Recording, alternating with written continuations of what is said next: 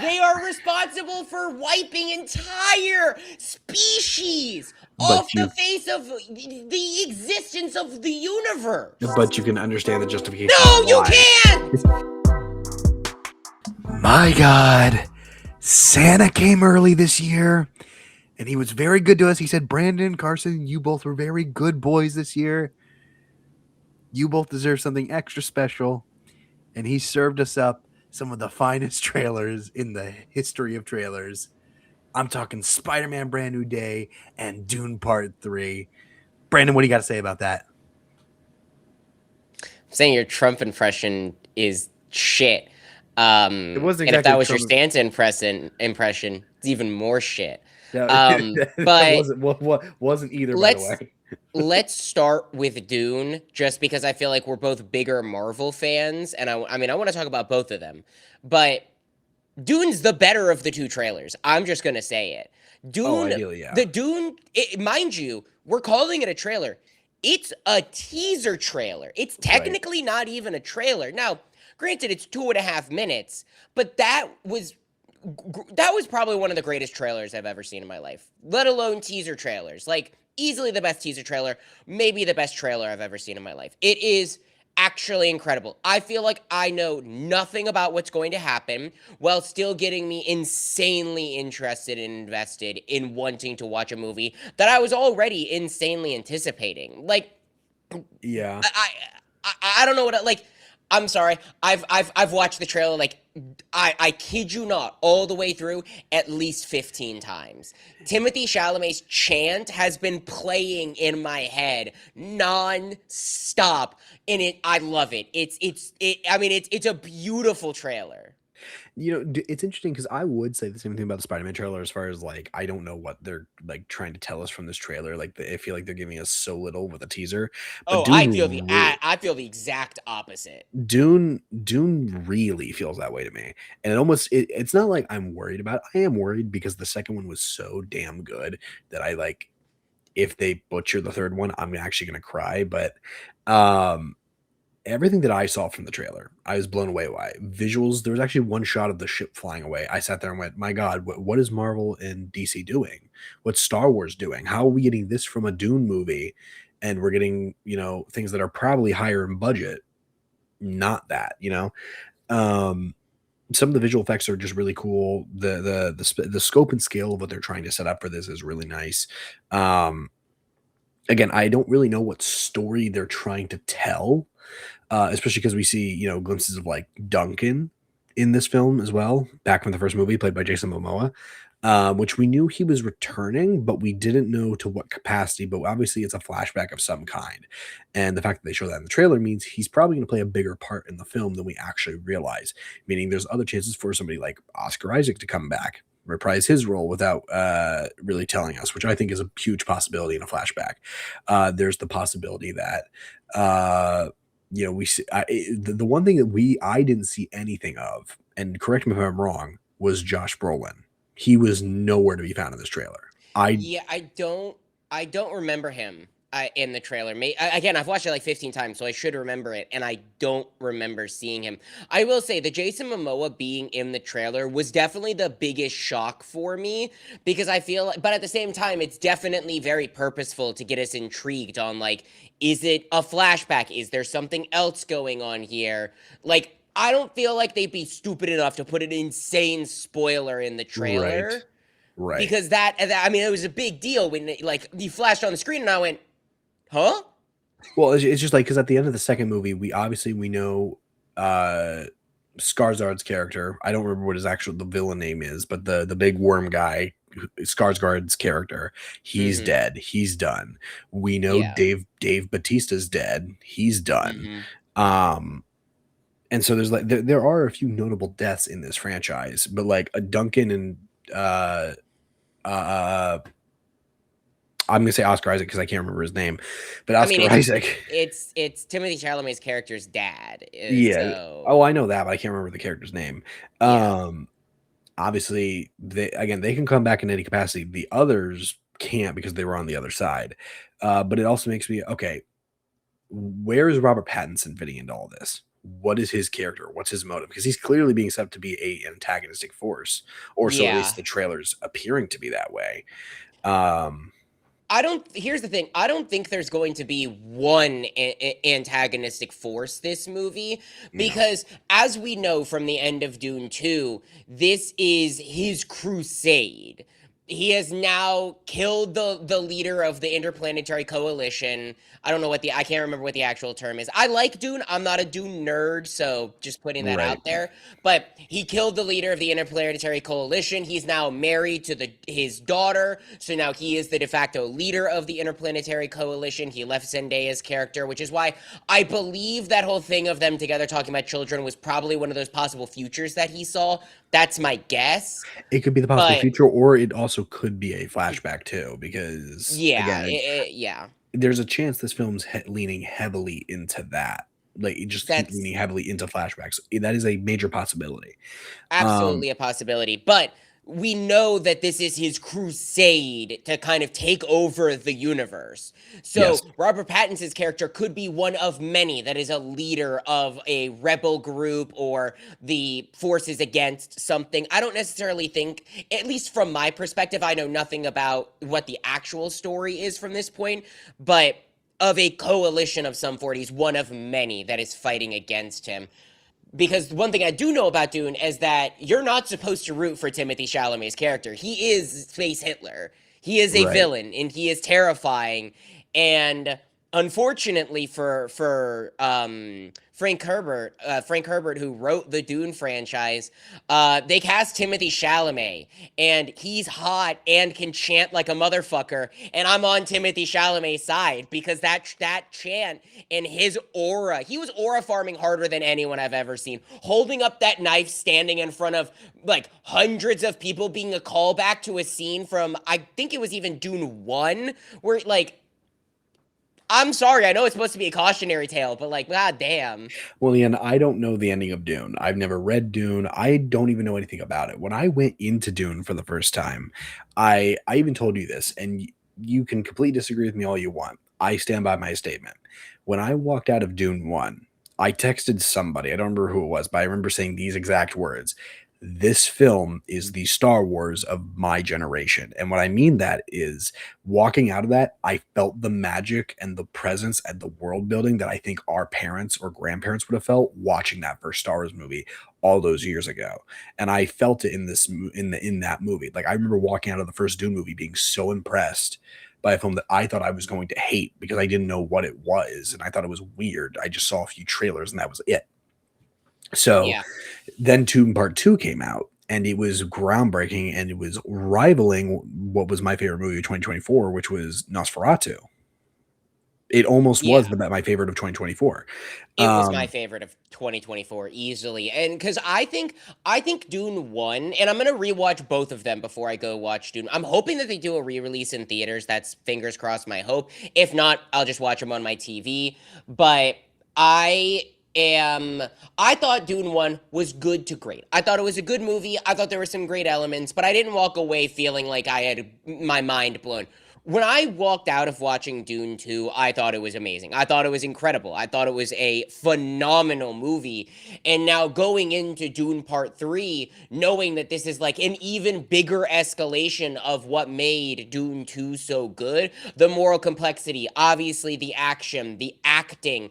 I mean, it's so funny because I saw someone talking about this. Zendaya and Robert Pattinson are in Zendaya's in three of the biggest movies of this year. She's starring in, presumably starring in Dune Part 3. yep. She's presumably starring in Spider-Man Brand New Day, and presumably, or no, not presumably, she is starring in Odyssey.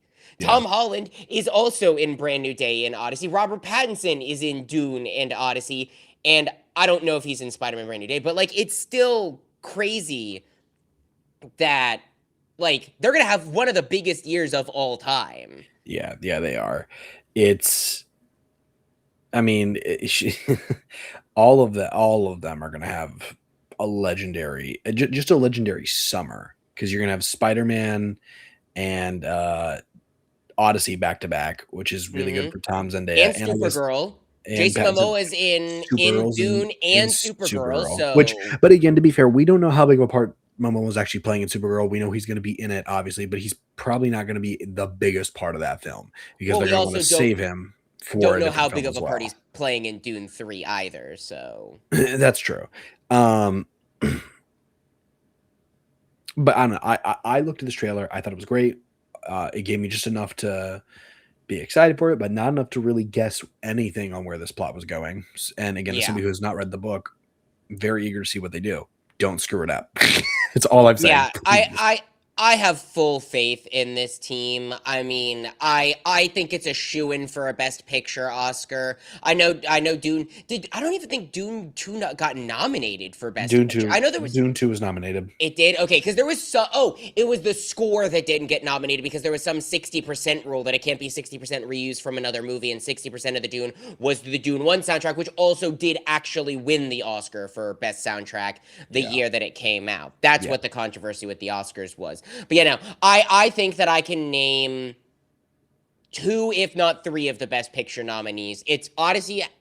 If Odyssey isn't up there, I'm gonna cry myself to sleep for a week. Like if Odyssey isn't nominated for Best Picture, isn't good enough, like I'm gonna cry. Dune Part 3, just based off of that trailer, I feel like is a shoo-in. Maybe there's another movie, maybe that we're talking about is I don't know. Maybe. I don't know. But Stay but tuned, find I out. I I think that the Dune Part 3 trailer was so good. And for it to come out and then immediately afterwards we get the Spider-Man Brand New Day trailer, which is also really good. Now, they do give way more away than the Dune trailer did. I don't personally understand how you can walk away feeling like they didn't give like we know that he's going through the metamorphosis. We obviously saw Bruce Banner and the Punisher. We saw glimpses of a character that granted the trailer didn't tell us who it was, but I will say it's pretty obvious who it We is. know. We know. We know that Sadie Sink.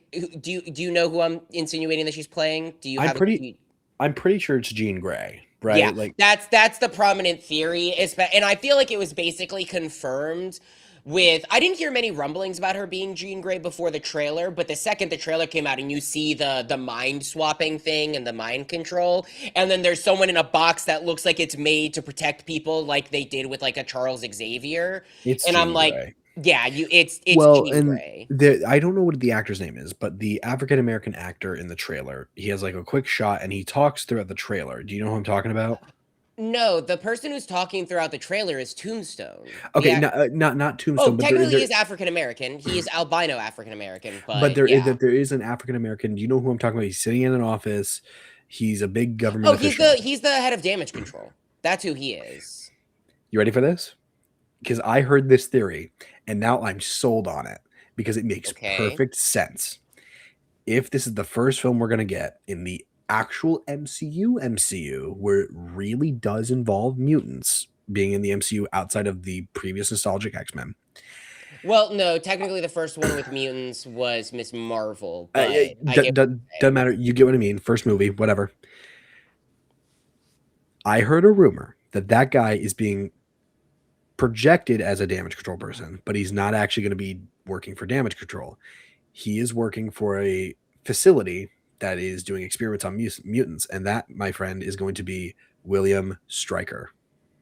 I highly doubt it. I personally highly doubt it. It would be an insane reveal, but I'm pretty sure the casting already confirmed him as the head of damage control. So unless they're doing some insane circumventive expectations, I don't fully believe that. I think it would be interesting, but we got a lot out of this Spider-Man trailer. I do still feel like looking back, like we got a lot out of the No Way Home trailer, and yet there was still a lot that we didn't know going in. Yeah, but Granted, all of it was rumors, No Way but Home was different, and yeah, it was rumors, but we knew enough going into that film. Unlike this film, like we ended the original No Way Home film with he's going to be a street level hero. Nobody knows who Peter Parker is at all. We still know that going into the trailer. And that's why I kind of said they didn't give us a lot. They gave us a lot of like ideas of what they could do, which is obviously like the mutation, the transformation of him. He's evolving, whatever, which is a idea that they're playing with. It's probably real. The idea that it could be Jean Grey, it could still be somebody else.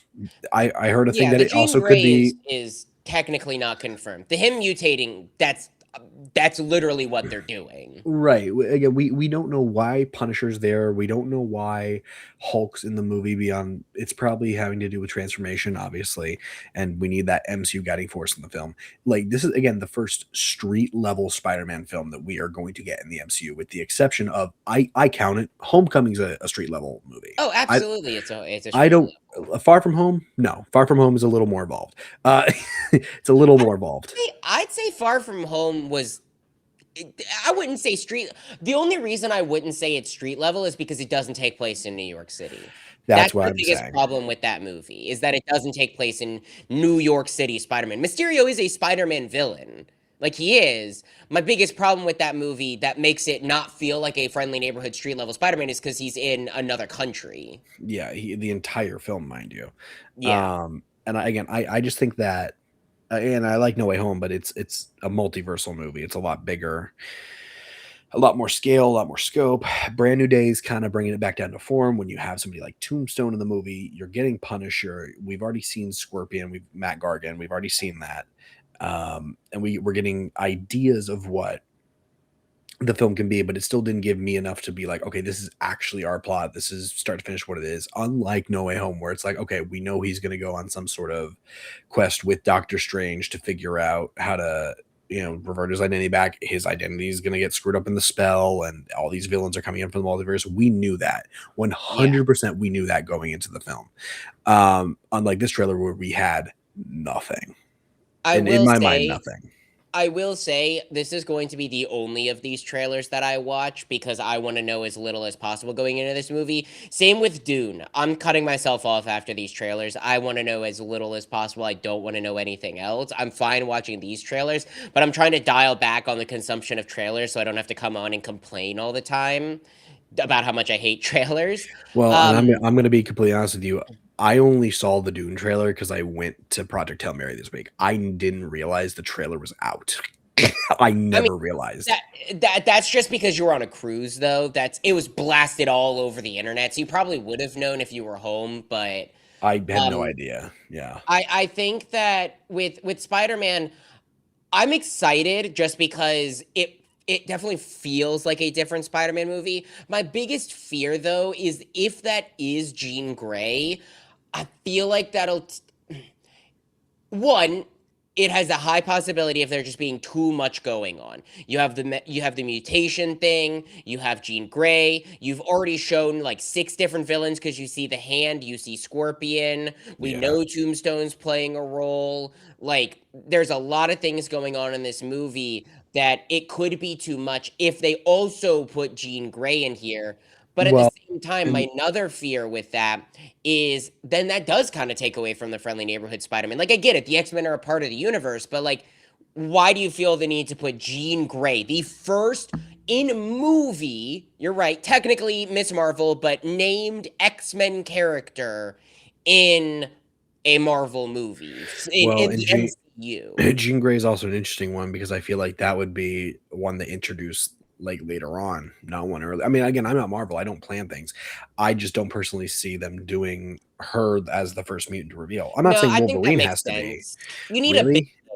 You need a big name to start it. You're not gonna start it off with a cannonball that no one knows. Well, Jean yeah, Grey's but one of the biggest X-Men, and Wolverine's already a thing. Technically, Wolverine's the first MCU mutant. Technically, Deadpool is, but like, you well, get and what I mean. there obviously there's theories and whatnot. You could basically at some point in universe say, "Hey, there is a Wolverine in the MCU. He's been around this entire time." Technically, in She-Hulk, there was like a news article that was on like a website that somebody like zoomed in on. It said, "Man with metal claws beat somebody in cage match or something." I Yeah, don't know. I remember that being a big deal. I don't remember what it is, but there could already be a Wolverine in this universe that's gone through the Weapon X program, that's been through all this crap that now we're just finding out about. Like Jean Grey already being in this universe again could already have been a thing the entire time.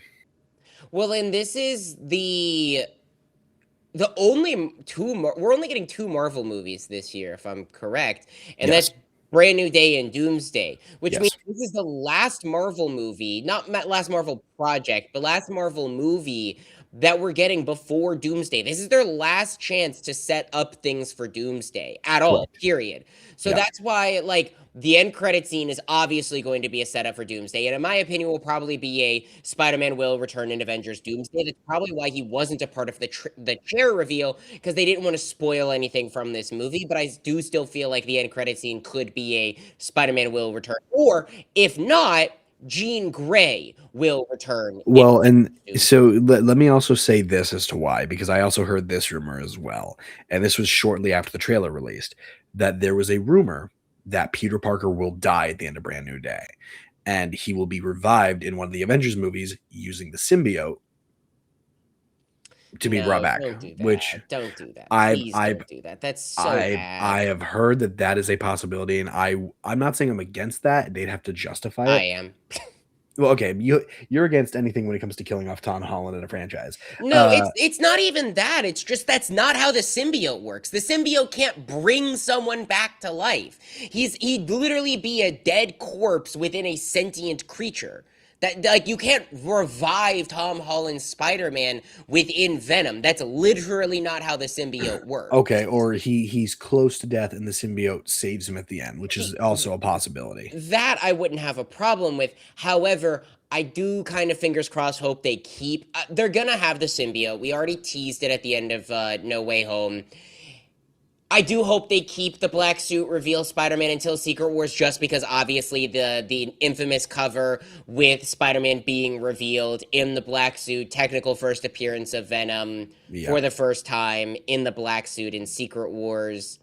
Um, I hope they keep it for that movie, just because of, like, they gotta recreate the cover, and I hope it happens in the movie. But at the same time, I wouldn't like if they teased it. Maybe that would be Well, and I fine. think obviously this is just speculation. The guy who plays Ezra Bridger in Ahsoka is in this movie. He's the Correct. boyfriend who is touching MJ's face in the trailer. I Uh, wanted to jump through the screen and deck him. Don't you touch Tom's hubby like I'm that. sure.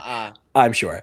That being said, I've heard two things. He could be playing some random guy, which is possible. He could also be playing one of two people, Harry Osborn or Eddie Brock. Either one I actually see Yeah, being a possibility. I could see that as well. I don't know for certain, obviously, but I wouldn't be surprised either way. I I would be less surprised if it was Eddie Brock, just because we've already had a Doc Ock in Spider-Man. I'm not saying he can't have his own, but I feel like we're so late into this version of Spider-Man to introduce a Harry Osborn. Now, if they were to do something, I like the running theory, and I think that this is a definite possibility that Ned is going to become Hobgoblin. I heard that, which I think that would be a if Tom was ever going to finish his run as Spider-Man, a final villain I genuinely want would be Ned as Yeah, Hobgoblin. I think that I that actually would be agree. very interesting. But I do know also in this movie that and I think again it's a running theory and they're setting up so much. I feel like they're setting up so much. I'm not trying to get overhyped here. I think they're going to have to set up Oscorp in some way. Like I think the building that he's standing on that's being built is probably Oscorp, or it could be an extension of the Watchtower, Val's Watchtower. I don't know. Um, and regarding the hand, first off, that shot alone, incredible. There's a ton of Oh shots that yeah. Destin Daniel Cretton's doing a great job with in this trailer, Well, but specifically that shot's really good. there's all the shots that recreate iconic Spider-Man covers. I mean, you had Amazing Fantasy 15 in there. You had I think it was first appearance of Boomerang, or one of the first appearances of Boomerang. It's a cover with Spider-Man running away from Boomerang. All those, like, freeze frame shots that were just recreations of iconic comic book covers. That obviously, I think obviously at least, is just going to be a part of a montage at the start of the movie that's like, this is what your friendly neighborhood Spider-Man is up to, which is why I don't think Boomerang's actually going to, like, play a role. I think the hand will play a role just because we got multiple shots of them, but It could be. I also saw the thought that because I saw this because why is the hand in a prison and why is Spider-Man in the prison with the hand? That it yeah, could just be an illusion from Jean Grey. I heard that rumor, which could not terrible. make sense, especially because we know that there are going to be scenes with Jean Grey and John Bernthal. That's already been like confirmed in some regard. Well, Sadie Sink Say, and John Sadie Bernthal Sink and John if we Bernthal want to get technically technical about it, have yeah, a but no, scene together in some regard. yeah. Um, How do I don't know if you've heard about this, and I'm sorry if I'm spoiling it for you, but technically it's already been spoiled for you. There's been a lot of chatter online about how this trailer spoils Daredevil Born Again. I didn't no. Yes, it does. Because No, I'm sure it does. How does it? Because I didn't put it together. I didn't think about it. so it's a minor thing, but it is pretty major. Spider-Man gets the key to the city in the trailer. The person who gives the key to the city to people is always the mayor of that city. And It Fisk is is not not mayor. Kingpin giving. It's actually, and I haven't seen Born Again, but it's specifically his assistant that's giving the key to the city. But that's not how it works. It is the mayor. So the running thing is Fisk will no longer be mayor at the end. His current assistant will become mayor. You see, that's the running thing, but I also know the truth because I know that Vincent D'Onofrio is not allowed to appear in a Spider-Man movie. Like, I know he's not. Yes, I know that. Yeah, but I feel like that So would you need a way to explain that, and it's already been there's only two possibilities. One, it's a flashback, but that wouldn't even make sense because the actress, we know who she is. yeah. Or two, it's what you're saying, and it's just, oh, he can't appear, so it's the assistant, and Kingpin doesn't like soup, so his assistant did it, but then it would still not make sense that he gave the key to the city That's to the a other thing is soup. Kingpin So hates that's masked criminals. That's the whole point of yeah. Daredevil is that he the anti-vigilante force. Why the frick would he hand over a key to Spider-Man even though Spider-Man's done all these great things? He And hates that. it's already been confirmed even more. At least I say confirmed. I haven't seen like Kevin Feige say it, but I've heard that it's been confirmed that the movie takes place after Born Again. Like that's Yeah. been confirmed. So obviously we know, like no surprise, Punisher survives Born Again. That's not like a big whoop, but the whole like mayor thing. I don't think it's. Here's the thing. As much as it's like, oh, it spoils something, big whoop. Did you really think that Kingpin was gonna stay mayor after the end of the season? I didn't. And here's the thing. Maybe he's off running for president or governor or senator. Just because he's not mayor doesn't mean he's still not in some or running for some form of political office. Sure. Well, I think the other thing you got to remember is he just got that mayor position. Uh, I mean, I guess they could get rid of it. I don't know. Again, I'm speculating on a lot of things. I don't want to fantasize on too much. There's a lot that we could say about the Daredevil stuff. We'll find out tomorrow when an episode drops. Tomorrow's the hold on. Tomorrow's the 4th. Or no, not the 24th. I Is it believe it tomorrow? drops tomorrow. It's either I think it's tomorrow or hold on. Let me look at Unfortunately, just for our viewers, we will not. Carson will probably talk about Born Again a little bit every episode. I'm watching The Boys right now, and I told Carson, I don't think we've talked about this on the podcast. I told Carson that unfortunately, as much as I wanted to, he'd have to choose one, and it was either The Boys or Daredevil Born Again. Just because of simplicity, we chose The Boys. So we will be talking about The Boys as it releases, I believe, on April 4th going forward. Carson will probably talk about Daredevil Born Again every episode. I will not, so we won't have a running conversation about it, unfortunately. I right. will catch up. And my goal, I haven't talked about this with Carson. My goal is to catch up to the Netflix universe by the time Brand New Day comes out. So we can That's kind of my talk about it goal. prior. I think that's smart because again, if Brand New Day is doing anything, it's this is the last thing I'll say about it. It's combining everything Yeah. into this film. Like we're finally bringing in Punisher into a real movie outside of the TV I think show. Daredevil will make an appearance. Daredevil will be in it in some way. We already know that that's going to be a thing. Daredevil will be in the show at some point. We know that the X-Men are going to be here in some way. The Hulk, like everybody who's anybody is going to be in this movie, which is very interesting considering it's a standalone Spider-Man movie. But so is Captain America: Civil War. But that was also Avengers 2.5. Yeah, exactly. But speaking of other superhero things, we got another superhero property to talk about and another non-superhero property to talk about. But before we get to that, I almost did your version of the intro. Ladies and gentlemen, boys and girls, welcome back to another episode of the Nerdy Nimrods podcast, the only podcast in the world where your two favorite Nimrods talk all things nerdy. I'm your host this evening, Carson, aka Juggernaut, here with my forever co-host. Brandon, aka Parrotfish. And today we are talking the first 3 episodes of Invincible Season 4, and one of my most anticipated movies of this year, because apparently it's the second coming of Jesus Christ, Project Hail Mary. Yep. Spoilers for everything we talk about today, especially Invincible, because obviously that's going to be a long-running TV show that we're going to talk about over the next few weeks.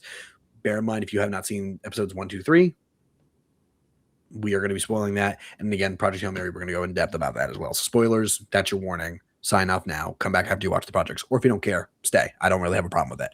Yeah, as Brandon, always, there will be timestamps. So how are we doing, buddy? You said you had a bit of a mini rant for us today. yeah, I'm doing good. My eye hurts. This isn't the rant, but my right eye hurts. I don't know why. Feels like I got punched. I didn't. So that's been fun. But no, so this isn't necessarily how I'm doing, but I wanted to talk about this just because Timothee Chalamet has been in a lot of turmoil the past few weeks because of some comments that he made on an interview from earlier this year about the ballet and opera. And I'm not going to talk about that all that much just because I think it's been talked to death. I think the internet blew it out of proportion. It was stupid. His family are literally all ballerinas. He grew up in the ballet. He meant no offense. He was literally saying, I don't want to be a part of a dying industry. He doesn't want film to die the way that ballet and opera does. And he's right. And that is what scares me about this conversation, and what I wanted to talk about is right now we are in March. We are almost at the end of March. We're almost at the end of the third month of the year. And I know that's not that far, but I'm scared, honestly. I'm very scared for the state of theaters just because for 3 months in, and some pretty big movies have come out. I mean, we've gotten Wuthering Heights, we've gotten a new Pixar movie, we've gotten a few decent heavy-hitting movies. I know there's going to be bigger movies to come later in the year. Not a single one of those movies has broken even $200 million domestically. Wuthering Heights is the highest grossing non-Chinese film of the year, and globally, it's made $230 million. And it's out of the theaters. I'm terrified for theaters. And I think that's what's not getting enough airtime about this Timothee Chalamet commentary right now is people are saying, oh, he was shitting on the opera. No, he's saying the theater, the movie theater, is dying like the opera is because those numbers are down. Ballerinas and people who do the opera will tell you. And everyone's so caught up in the controversy that they're not actually looking at what he's saying and how terrifying it is that we're 3 months in and the theaters are doing shit. We had a new Pixar movie, a Pixar movie that is in my top 10 favorite Pixar movies of all time. An incredible movie that everyone will tell you is amazing. It has like 95 on Rotten Tomatoes. It got my friends who don't go to the theaters to go to theaters. And it still has not broken $200 million domestically. A Pixar movie used to do $1 billion or $500 million easily. And it's a good movie. Don't come to me and say, oh, they're not making good original movies. That's why we're not going out of theaters. It is a good original movie. You just won't give it the time of day to go see it. And then you want to sit on your ass and not do shit except complain when Timothee Chalamet makes a very valid comment talking about other dying mediums and how he doesn't want the theater to die. This really pissed me off, and it's why I wanted to rant about it, because we talk about literally all the time about how the theater means so much to the both of us, and that's why we started this podcast. It's because we love talking movies and nerdy things, and it's dying. It is, and people are not talking about that enough. They're getting distracted by their anger when the actual anger they should have is to be pointed to the fact that the highest grossing movie of the year is Wuthering Heights, and it's at 200 and I think 20 million, maybe $30 million globally. The only movie higher than that's at like 330, and it's a Chinese racing movie that made maybe $5 million in America. Yeah. So that's my little rant. I know that's like Not how are you doing, but I'm not I'm pissed. I am because I keep up with the box office way more than I should because I care about the movies so much, and it's just terrifying every time I open it up that it's not doing good. Now, I will say, and this will be the end of this thing, Project Hail Mary made $150 million opening weekend. That's phenomenal. It's already the 8th highest grossing movie of the year, and it just came out. That movie's gonna do hopefully $500,000. And yes, it's incredible, but we need other incredible movies that came out this year to do the same. I mean, one of my favorite movies of the year, it's still my second favorite movie of the year, Bone Temple. Do you know how much money that movie made, Carson, globally? How much did it make? I want you to guess, just one quick guess. Half a mil. No, it made more than that. It made 55 million. But 55 okay. million dollars for how good I I think that opening movie weekend. lost money, I'm pretty sure. For how incredible of a movie that is, 55 million dollars is literally nothing. It won't even be in the top 50 movies of the year probably by the end of it. Right. Yes. And spoilers. Project Hail Mary is, no offense, better than Bone Temple. I like Bone Temple, but it's better than Bone Temple, and it's now. I mean, opening weekend did a good job. It should still do more than what it's getting. Yeah, I'm curious to see how it does week 2 because we've had a lot of really good openings. I mean, Hoppers was one of the highest animated openings of Pixar's history, and then it like literally stopped making money after that. Like it made a bunch of money opening weekend and then stopped making money, which is crazy to me because that should be the opposite effect. When people go and actually see the movie and go, this movie's incredible, everyone should go see this movie. And Yeah. that's why when we saw Hoppers, I was so adamant on this podcast saying, please, please, please go see Hoppers in theaters. Yeah. Yeah. Well, But that's how I'm no, doing. I also went to AwesomeCon. I went to a convention this week, which was great. that's nice. How was your cruise? Long, very fun, very beachy. I didn't get the chance to watch Invincible when it dropped, so I was a little pissed. I didn't get to see You Project picked Hail a Mary opening day. horrible week to go on a cruise. I'm just telling you, man. Yeah, I didn't realize that till it was too late. That being said, let's talk about Invincible. Obviously, this is a big deal for us because Invincible was the first ever TV show that we ever talked about on this podcast. One of the first projects we ever talked about on this podcast, and so it's a big deal that we're here another year talking about it again. Brandon, go ahead and start. Give me your basic thoughts on the first 3 episodes. Invincible season 4 is off to a really strong start. Like, I don't know what we were expecting. It's Invincible. It's really good. I think that it still falls into some of the same animation pitfalls. I think it's the same animation quality as season 3, which is good, not great. There's not as much like sliding PNG stuff, but it's also not like blow your mind. I mean, I watch seasonal anime that look better than this, but at the same time, it's not bad. So I'm not going to harp on it for that too much. I also think that maybe this is just me. I talked to another friend about this. The voice acting in the first episode felt a little off to me.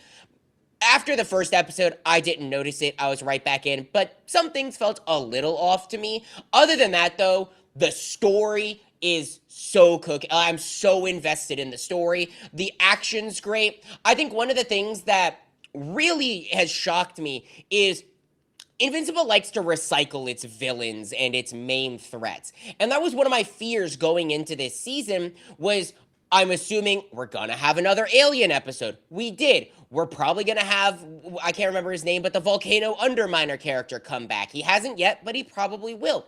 And I was like, God, I hate that. I hate recycling things. It feels weird.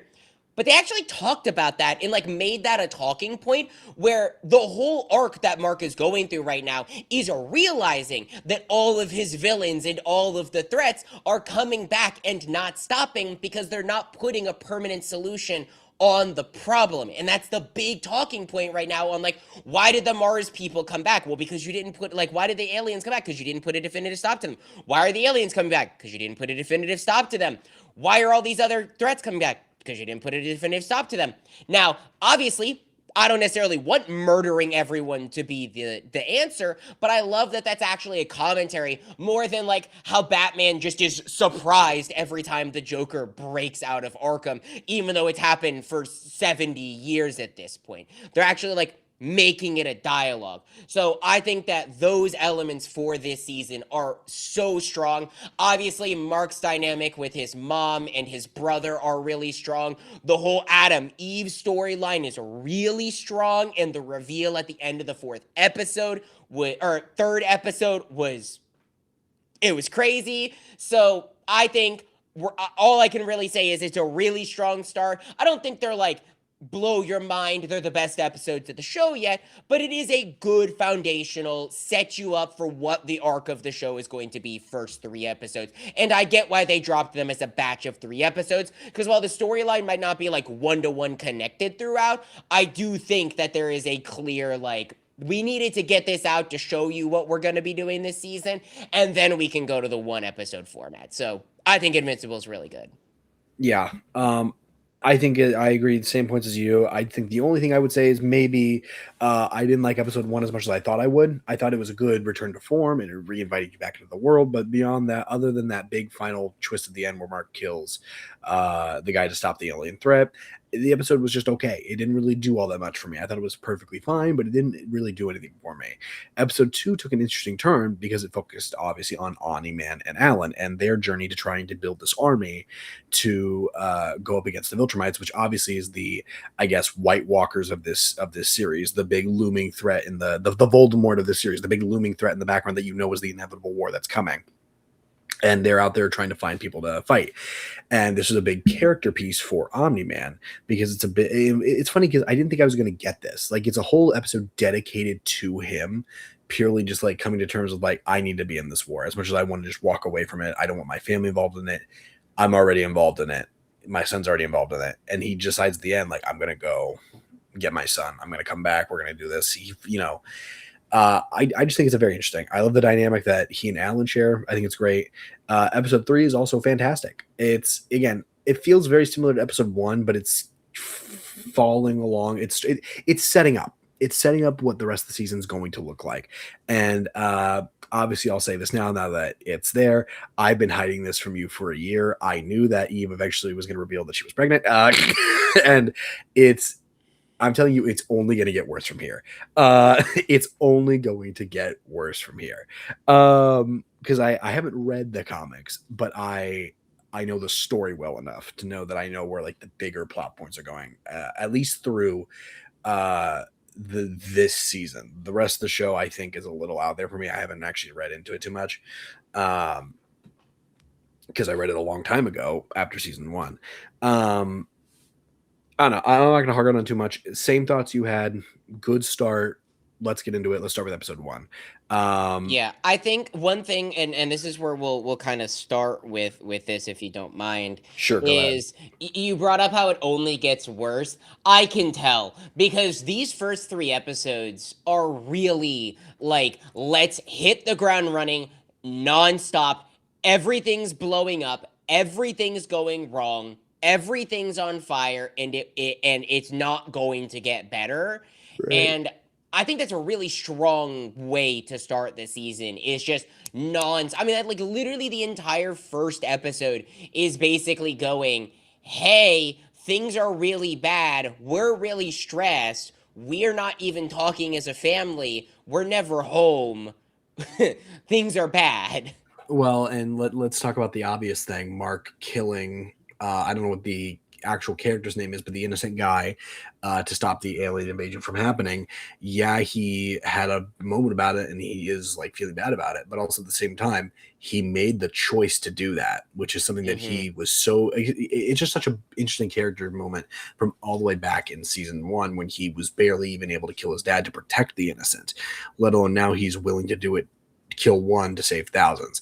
Again, it creates an interesting dynamic that carries over from season 3 with Cecil as a whole.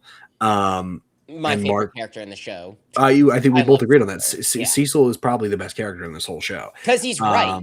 He's unfortunately right is I think the correct term for it, because whereas Cecil obviously is going about things the wrong way, and is doing very behind the scenes, sneaky, cheeky things to win the day, or he's not a good person, but I he is disagree. right. I think I think there's a lot of things that character flaws within him that Oh, make you very absolutely. uneasy about him, but he isn't exactly like the worst person in the world. I guess that's the best way I'm trying to say about it. Uh, Yeah. Well, it literally. I would say he's not as bad. Maybe some people would argue that he is, but Andor season 2. I'm yeah, blanking on the character's name, but the guy who was involved in kind of started the whole rebellion by doing Luthen, sneaky spy things. Luthen, Luthen, who did sneaky spy things that he didn't want anyone else to have to carry the burden on. That's a whole conversation that he has with Mark. Like, let me take on this burden. I right? make the calls so you can sleep at night. That was like Luthen's whole thing. Now, Luthen took it to a lot more of an extreme than Correct. Cecil does, but I would still put it along the same lines in the sense of like, I will burden the terrible things and do the terrible things so that you don't have to. Right. Again, it's an interesting thing. I love the dynamic that he shares with Mark, and it's an episode. This is more of an episode 2 thing, but it just comes once again full circle. You see Cecil and Mark kind of working together again a little bit, but it's more so just like Mark kind of has to get involved. He kind of has to help. It's not something he can really just stand aside and let happen. It's not so much he wants to work with Cecil; it just has to happen, which then leads over to episode 3.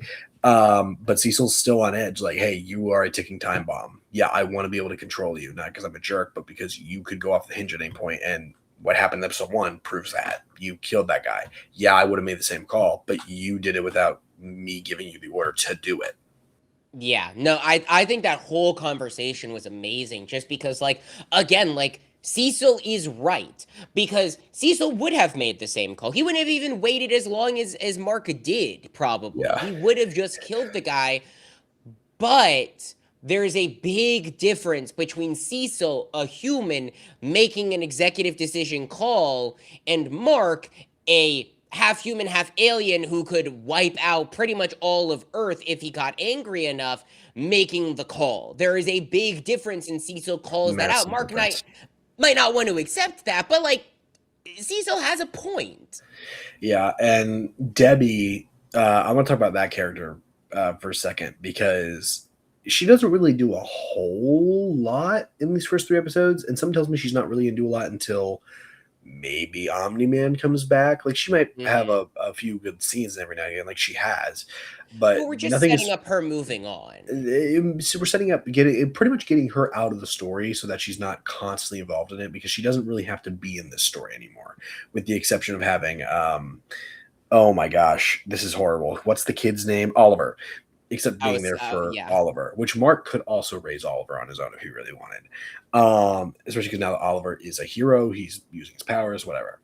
Mm-hmm. Um, she isn't doing that much. I think she'll probably have more to do later when Omni Man comes back, and we don't even know when that's going to happen. I'm expecting the next episode, to be totally honest with you, just because Omni Man determined he was going to go back at the end of episode 2. Then episode 3 is the alien episode.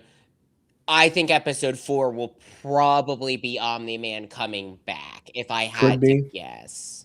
could be. It could also be an episode of getting Monster Girl and Robot out of there, Rex and Amanda, Yeah, getting them I, out from where they are. I thought that could be an option and making it kind of like a part 2 and a part 1 episode. that's actually a possibility as well. Maybe it will be like a part 1, part 2, because I don't know how long we're gonna spend in the other alien thing, but we have to get them out of there, and it probably will be through the destruction of the entire alien race. Which is one thing that I thought about during that episode that I found kind of funny, is like I understand fully that like Mark and all the heroes are like anti-killing human beings or like killing people just because like it's bad.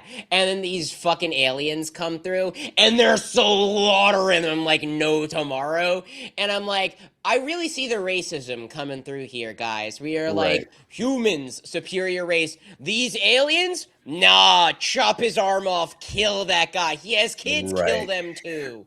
Right. Well, and Let's talk about this other thing that happened, which we don't know I don't know where it's going to go. I don't even know when he's going to come back. But that's the fact. It would probably my favorite uh, moment from the show as far as comedy goes is when Conquest breaks out and you just hear see Donald go, shit. Just like, Yeah. okay, because they know that's bad. Well, because they And know they messed that up. They screwed that up. Mark's going to be livid. Mark is going to be Like like, I don't know where any of these characters' fates go. Mark could kill Cecil for that, especially with how he's spiraling right now. Like well, because that Mark was would my be remind me really angry. again. At the end of season 3, did Mark think Conquest Nope. was dead? Yes. He thought okay. He thought Conquest was I'm dead. pretty sure, and I could be wrong here, that Mark thinks he's dead and that they shot his remains into the sun or something like that. Like I'm pretty sure he was like they got rid of Conquest's Okay, body from what I remember. I couldn't remember. That being said, if that's the prison Conquest can break out of, oh my god.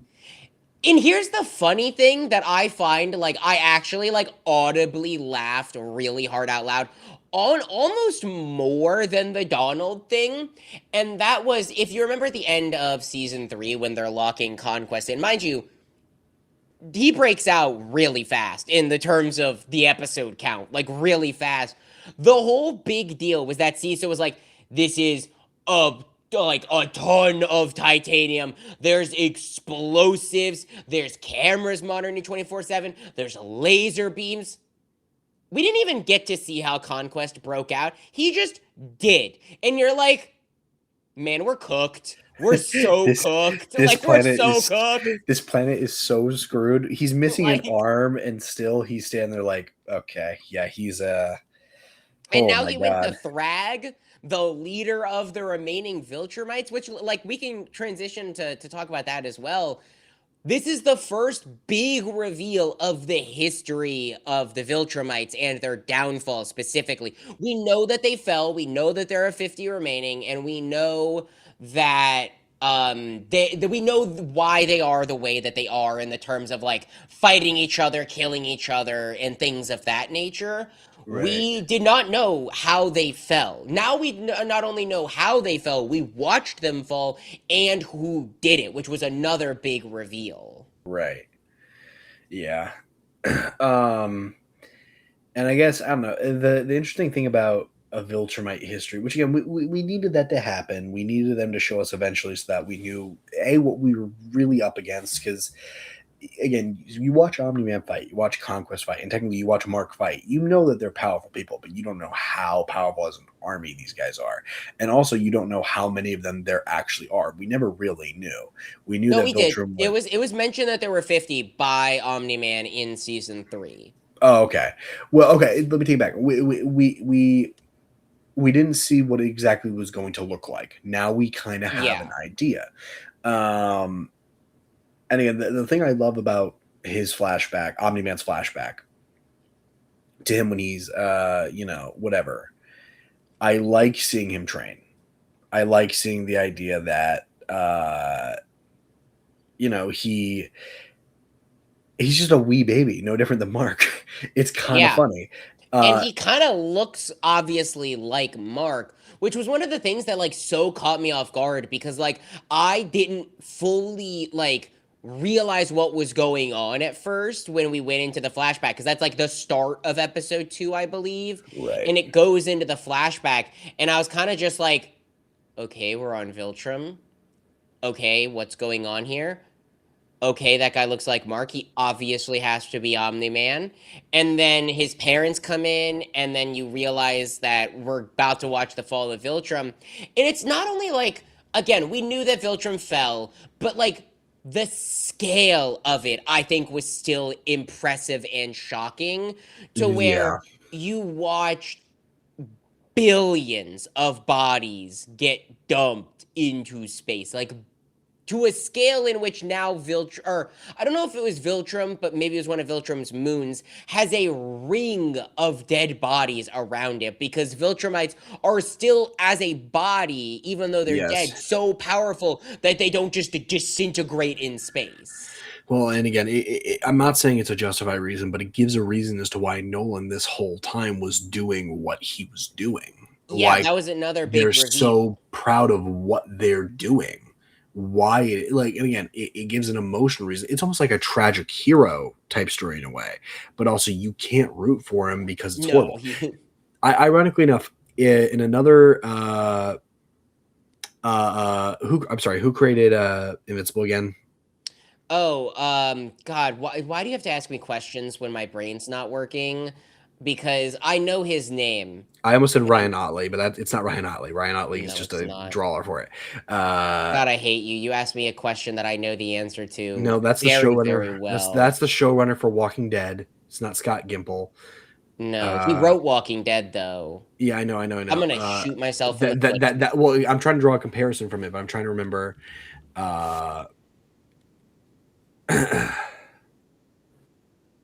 Robert Kirkman. God damn it. Kirkman. Thank you, Robert Kirkman. Let's ask me questions when my brain's not working. Oh, dude, my brain's not working either. Why do you think I can't remember his name? Robert Kirkman. In the Walking Dead series, which he obviously had a hand in writing, getting that show up, Jeffrey Dean Morgan, who in Invincible plays Conquest, plays the character of Negan. And he plays the character in a very villainous way, especially starting out. He's the villain from season 7 through 8. And then 8 and 9 and 10, you watch this character get layers peeled back. You understand why he was the way that he was. He is a tragic hero who is being a leader because somebody needs a leader, and they need somebody who is that brutalist person to keep other people safe. And that's kind of where the Viltrumites are at. Hey, they're not technically Don't bad say what people. you're about to say because you're wrong. They are technically bad people. They've killed trillions. They're responsible for the downfall of not planets, galaxies. I'm just trying to Of say civilization. they're not. They're not a tragic. They are responsible for wiping entire species But off the face of the existence of the universe. But you can understand the justification. No, on you why. can't. You can't understand why. Okay, Mister. Okay, Stalin, what are you talking like? What you want to wipe entire races off the? I almost made another comparison that I don't want to make. That you know what comparison you can make here on a person who wanted to do the same exact thing in real life. Are you calling him sympathetic and you understand where he's coming from? Do you really, really want to make that comparison, Carson? Do you really want to be on the podcast talking about that? I really love rage baiting you. It's my favorite thing in the world. No, because they're not sympathetic. And if I swear, like I'm being serious on this one. No, they're not sympathetic. Omni-Man is redeemable, and one thing that could ruin the show for me is if they try to do a redemption arc with Omni-Man, because he's not redeemable, in my opinion. No, here's the thing. They can't redeem him in the eyes of the people. That's not possible. They can, however, redeem him in the eyes of Mark to a certain extent, where it's like if he comes to the aid of the planet, if he comes to the aid of Earth, and because that was the whole dynamic between him and Mark was that there are people worth saving on Earth. At the end of the day, what will you have after whatever happens? Years, you, Dad, will still have you. If Omniman were to sacrifice himself for Earth in any sort of fashion, there isn't a world in which I see Mark kind of just being like I was right. His dad giving him like you were right. This planet's worth protecting, whatever. But I'm going to die for this planet now, and that's like a tragic end to his character. But also at the same time, it gives resolution to Mark and Omni-Man, and that's the redeemable aspect of it. I mean, I think I know what's going to happen. Again, I don't spoil it for me if you know, but we got introduced to what wiped the Viltrumites off the face of the earth, which was the agent, and he made a deal with the betrayer that was like that, use that as a last resort, because if you introduce that, then everyone's dead. What they're trying to do is a systematic operational removing of the last like the bad Viltrumites, so that there's no like Mark will still be alive and Oliver will still be alive, but like we're going to wipe systematically specific Viltrumites off the face of the earth. I think what's going to happen is we're going to have to get to the last resort. They're going to have to release the toxin and it's going to kill Omni-Man. But I don't think it'll kill Mark and Oliver because the whole like thing with the toxin is that it's specifically engineered to attack only Viltrumite DNA. Mark and Right. Oliver have Viltrumite DNA, but they're not entirely Viltrumite. So I think it'll have an effect on them, but I don't think it'll be enough to kill them. And I think Cecil or someone will save them. Like, I think they'll get sick, but I don't think that they will die. But I think that they're gonna have to release the toxin, and that's what's going to wipe the rest of the Viltrumites off the face of the earth. And that will be the closest to a quote-unquote redemption that he gets. Is that maybe Omni-Man's the one that releases the toxin or something? Yeah, because I this is something I do see at the end. I see in some way, somehow, maybe not Mark and Cecil patching things up. I see Cecil and Mark having an understanding at some point with each other. It just at the very least, because Cecil does at the end of the day, even though they have problems, he does care for Mark in some regard. And that's again one of the more interesting things about his dynamic is that he does care. He's just hard because Mark has so many grievances with Cecil as a whole. I was totally rage baiting you with the Viltrumites, by the way. Continue. That's one of the things that is so interesting about this show is I don't like Mark most of the time. The reason why is because he's so well written, though. I think that's the thing about it. It's like, I don't like Mark. He's wrong most of the time. He's whiny most of the time. He's annoying most of the time. But he's supposed to be that because that's how someone would be in this situation. Correct. Now, I'm not saying everyone would be this way, and it does still get a little bit like that's why he's annoying, is because you're like, oh, well, you shouldn't be thinking this way. But at the same time, it's like not because he's badly written, it's because he's well written.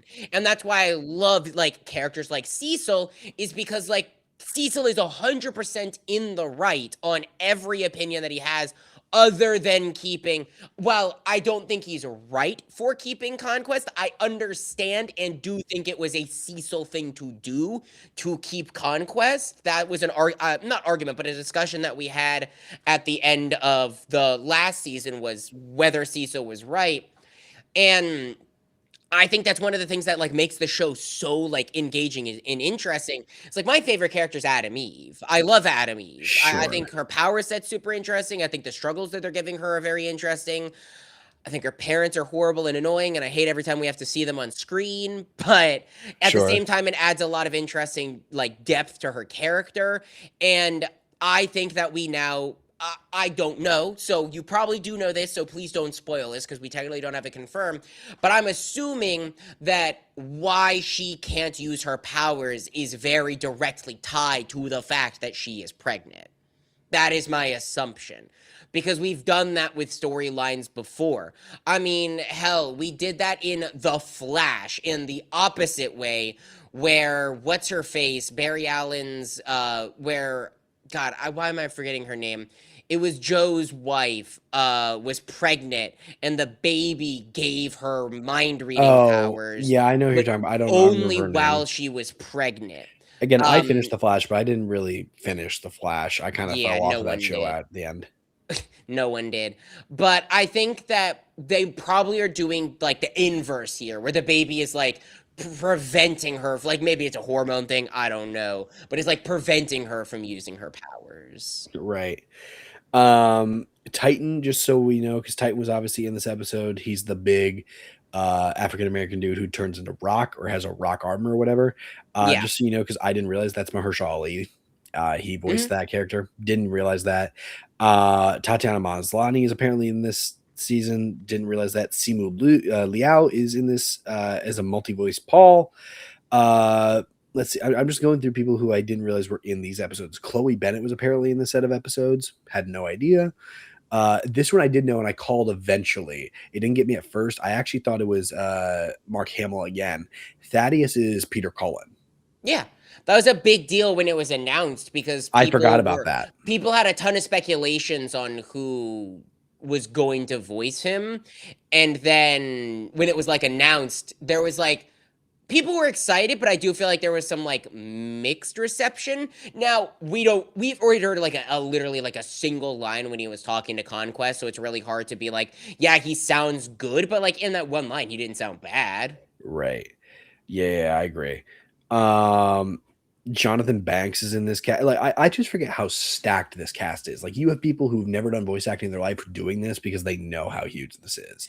I mean, yeah, it's you have that happen with shows all the time where a show will get insanely popular and then people will like sacrifice like or not sacrifice their time for it, but like they want to be involved. I mean, sometimes it's like kids are super into a show and they want to get their parents in it or something like that. So I'm not surprised that this show has I mean, we had Aaron Paul voiced a character from last season. Yeah. Oh, And Lauren Cohan of Walking Dead fame is in this. Jonathan Groff apparently was in one episode from when the show came out. Uh, Bruce Campbell apparently plays a demon at some point. mhm. Like, I'm sorry, Yeah. I'm looking No, at these names. there's I'm just like, what? it's a stacked cast. I think it's a really really strong cast, and I again, I think it sounds really good. I just maybe it was me. The first episode sounded a little off, and maybe it was just Maybe me it did. getting back used to the characters. I don't know, but I'm sitting there going, did it always sound like this? And then I got to the second episode and forgot entirely that I thought that. Right. But what are your thoughts just to wrap this up because we have to get into Project Hail Yeah, Mary as yeah, yeah. well. I What don't are know. your well specifically? What are your thoughts on my comments on the animation or the animation in general? Because that was a huge I talking point the past 3 years. I do think it was slightly better than season 3, but I do say slightly because there's a lot of things that were like it's not nearly as bad as season 2. I think that's a for sure ski. I don't think it's nearly as bad as season 2. I don't think it's nearly as bad as season 3, but it's not far off from season 3 either. I think that Yeah. again, we talked about this last year, but I think they're just running into the problem of they only have so much time to get these episodes out. They don't have enough time to work on them animation wise to do more. So they'll give us what they can, and what they can is good. And again, it's getting slightly better, but I just want to know how hard they're beating the dead horse and how hard they're working their animators Well, to get what we're even getting. because it's difficult because it's always the trade-off with literally anything, not even just animation. With it's do you want them fast or do you want them perfect? We could have amazingly animated episodes of Invincible if we got a seasons every 2 years.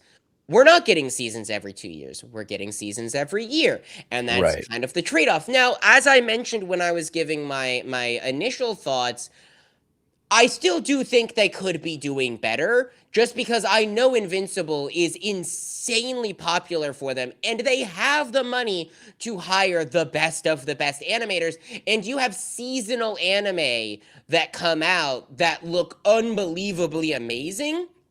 That's kind of my like main counter is like back when One Piece had zero breaks, like no breaks. It was releasing weekly for a year, like years Right. straight. The animation quality is some of the best animation ever put to screen. Like I know I'm a One Piece glazer, but like I could show you clips, Carson, of like later episodes of One Piece, and you'd be like, "This is the best animated thing that's ever been put to screen." And that was coming out weekly with a very Right. few breaks. Obviously we're talking about two different types of medium here. We're talking about anime in a Japanese property versus an American animation property, but at the same time a lot of anime animators also work on other animated TV shows. So I think it's one of those things that it's like I do still wish Invincible was doing more, knowing the amount of money that they're probably making. But also it's not like I'm watching PNGs go do do do do do do do do do like. Right. Yeah. Yeah. No, I I completely agree with you.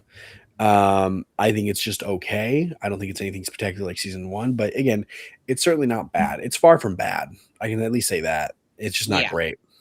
Yeah, no, Um, I definitely agree with the far from bad thing. but I think that's enough about Invincible. We'll have another episode this week. We'll get to talk about it. Let's move on to the second coming of Jesus Christ, as we've already said, Project Hail Mary. Brandon, go ahead and give us your thoughts on Project Hail Mary. Project Hail Mary is really good. I really enjoyed the movie. I am torn though, because the visuals probably the best that we'll get this year. Hands down, they're phenomenal. The score, amazing. It's really, really good.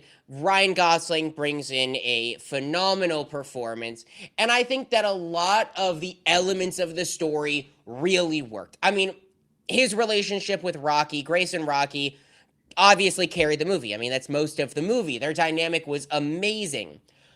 My biggest problem is, though, there are other elements of the story that didn't work as much for me as I feel like I wanted them to. One of which is, or I wouldn't say one of which, I'll get into it in the back and forth, but there's some things that feel unexplained in a way that feels convenient. And I've heard from people that have read the book, there's like, oh, it's explained in the book, so they didn't have a problem with it because they knew the explanation. But for me, as a movie only watcher, I'm watching when he has to turn around and go back to save Rocky and going, okay, so if the organism can eat through the material that they were breeded in, what is going to stop them from eating through the plastic bag that you put them in and eating through all the other things? Well, that's how they explained it in the movie, is that they broke out, and the assumption is that they like ate through it. I've heard from a friend that that's not how it's explained in the book, and it's actually just the fact that the material is like layered on top of each other in the way that they broke out and snizzled through. But like, to me, as a movie watcher, that felt like forced tension that took away a lot of the emotion from that moment and from him turning back. And that wasn't the only moment where I'm sitting there going, I feel like you could have explained that better to make it a little bit more impactful, that I feel like people who read the book or know the story aren't going to pick up on because they already know the actual reason or actual explanation. Again, I really loved this movie. I think the visuals are amazing and the soundtrack is amazing and there's a lot of really good here, but I do think that there are some story elements as a movie watcher that I'm going, that feels convenient. That feels forced. I wish you would have explained that more for a 2 hour and 40-minute movie that you absolutely had time to explain it. And I think the reason why they probably didn't is because the pacing's already broken up a little weird. You have your flashbacks mixed in with your actual what's going on. And another big complaint that I had was I did not realize when watching the movie that that was him remembering. I thought that that was just us watching as the audience. I had a friend explain it to me who's read the book and say, no, that's just him remembering.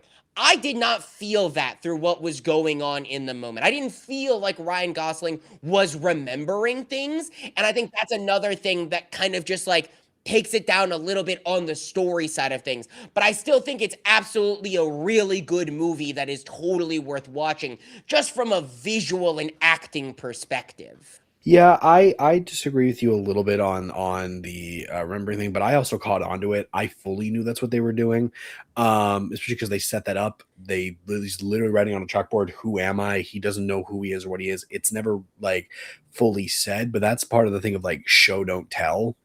Like they're not telling you that he's remembering; they're literally showing you that he's remembering. And so every flashback scene I knew was just like, okay, he's remembering more and more of this journey, more and more what's happening, more and more what's going on. Eventually leading up to the fact that now he knows, oh, the government basically said, hey, get on the ship and go. You don't get a choice. Bye-bye.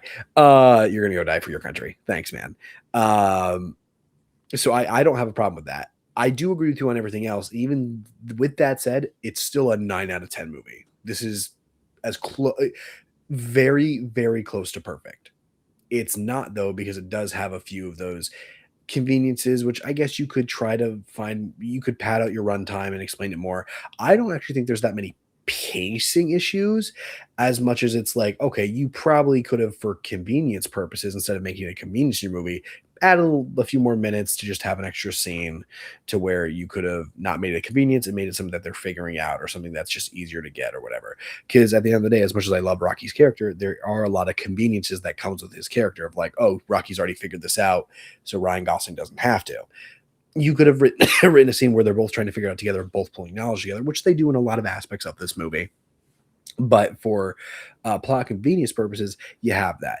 Again, I'm not necessarily mad at that all that much because, again, it's written very well. I don't care if there's conveniences if your film's written very well. And Lord and Miller do a fantastic job here that I'm just like, okay, I'm not even really going to complain. Gosling's acting is great. I stand by what I say when I say this. Gosling's one of the best actors of our generation, I think, period. I don't think gives his best performance here. I do think he has given better performances, but I think he gives not an Oscar winning performance, but a very, very solid, fantastic performance for what this film needed. There's emotion, there's heart, there's character development, and I love all of it. And the relationship that he and Rocky form in this film is just special. It's a brotherhood of people who have no idea how to talk to each other, and it's them trying to figure out how to communicate and this and that and all of it. It's really good. So I enjoyed my time in Project Hail Mary. Let's get into it. Yeah, so let's I want to get the rest of my like call them negatives out of the way just because I do want Sure. to talk about how good the movie is. Go You, ahead. you actually did bring up another one that I wish I would have brought up when I was doing my spiel because it's another one of the very few like things that felt very convenient that apparently is explained better in the book was Rocky and Grace learning to communicate. That's Mhm. something that apparently is much more fleshed out and actually explained about how that actually works. I did feel in the moment that it was like, oh, so Rocky can just speak English and we just have to, okay, cool, we're figuring this out. Yes, you have the computer, and yes, he's able to do this. But it did feel kind of like you just met an alien species that conveniently knows your language, and you just happen to have a computer that can learn his. I don't hate it, and again, I don't necessarily expect a movie to go into the intricacies of how that works, and I can totally understand how you wouldn't have a problem with that. It was just something that to me was like a slight knock that makes me go, I don't know, maybe you could have explained that a tad better. Maybe I just a little better for truthfully, me. I think you're thinking about that too much. I don't think that matters at the end of the day because I think logic decrees. If you first off, if you think about it too much, you're just going to spoil it, kind of like you are now. Though it is probably a logical thing to think about. The way I thought of it was, he's an alien. He clearly has some sort of technology or something that he's clearly able to communicate or know his species, or he's come in contact with another person I who's a think that human would be or has that worse though language. if he's came in contact with another person. It could be. Like, I don't know. I'm not picking a logic. I'm just saying there's logical things I that you think can create. I think it's not. You don't really need to think about that. That's not that much for I me to know want this to think is about stupid, but I think I have a bigger problem with it because I know it's explained in the book. Because if they just didn't have an explanation for it, okay, cool. It just works. But the fact that they like explained how it worked in the book according to my friend who's read the book and they just didn't have that in the movie, and even my friend made a comment before I did about I wish they would have shown a little more of them learning to communicate because apparently that's really good in the book. That's my only thing is apparently it's really good and I wish we would have gotten more of that. it. I Sure. also like again, this is my biggest complaint that really I don't want to say took the wind out of my sails, but it really was you made a whole big deal about Grace getting to go back. And I get it. You're trying to do a big twist that he can't go back. The reason he can't go back though, I did not like in the moment of it being they're escaping the pods and Sure. he has to go back to help Rocky. That I did not love that explanation, especially cuz I feel like my not enjoyment of that explanation, coupled with the fact that that is nearly the exact general time frame that we also got the big reveal that the government literally kidnapped him and sent him to space. I feel like one of those worked for me way more, and it kind of was like, okay, I wish both of these were mind blowing when only one of these, like when it was like, oh, he got kidnapped, I was like, oh man, because that's a callback to the fact that he doesn't know and he was brave, and he's like, what do you call that stupid bravery? No, we call that kidnapping, actually, is what we call that. Right. Yeah. um. Yeah. I hear what you're saying, and again, I think that. Um. Again, I think that. I don't look into that too much. in this film. I'm not thinking about that too much. Again, I had a really weird thing with this film because like I actually think when this film started out, I was very confused for a second because it started out in a weird spot for me. It was like, okay, you're thrusted right into it. Like you don't get a chance to breathe. It's Gosling. He's waking up from a coma. People are dead. I was very confused because this is not the movie I was expecting to get. Where it just thrusts you into it, and then it starts giving you flashbacks. Then it starts giving you more. It's giving you pieces as he's getting more pieces. As he's going on the journey, you're learning more. And so there's just some things that I didn't necessarily have a problem with for convenience sake. But I hear what you're saying about that. I do. And again, I totally understand that a lot of my like complaints are nitpicks and like looking too much into the movie. But I guess like this movie does try and have a grounded scientific feel to it for as It does. fantastical as it is. So It for it to does. kind of pick and choose certain elements to feel a little less explained or scientific, because like the whole part of the whole full first part of this movie with the flashback is the science of what's going on, and then the whole rest of the movie is the science of trying to figure out why it's happening and how to stop it. I guess not necessarily why it's happening, but how to make it not happen, and all of that is very scientific. So for them to get into the science of those things and not get into some of the science of the other things as much as they got into the science for things that to me were equally, if not maybe slightly less important, but still relatively important, such as why are these things breaking out of their containment units and how is that not going to be a major problem going forward? Sure. We need a little bit more of an explanation for that, but like I can understand not having a problem with it. Another thing, this is not a complaint whatsoever, but I was kind of surprised by it, is this is such a personal thing and you are not going to care about it whatsoever, so you don't even need to comment on it if you don't care. Probably I not. was surprised that we didn't get an explanation as to how the two other people on the ship died, because I felt like that was going to be a reveal. I did. It felt like we were building it up to be a reveal on like, okay, we're getting all these flashbacks. What happened? How did they die?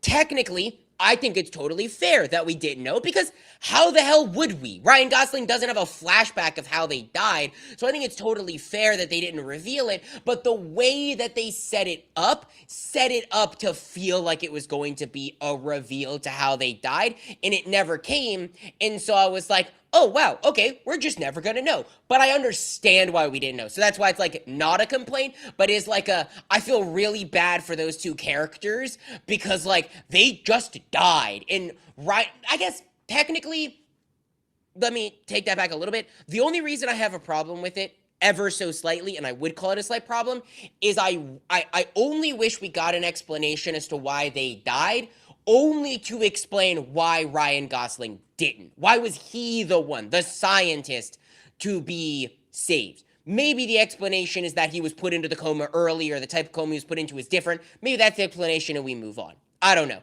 But like, why was it convenient, call it whatever you want, doesn't really matter. But like, that was one thing for me. Yeah, that's one of those things that I don't care about. Maybe not even for the reason that you listed off of like, oh, he doesn't know that, so why would we know that? I just think it didn't matter the plot. There was no importance as to why they died. It's just the situation that is they're dead. Doesn't Yeah. matter the how. You're alive, they aren't.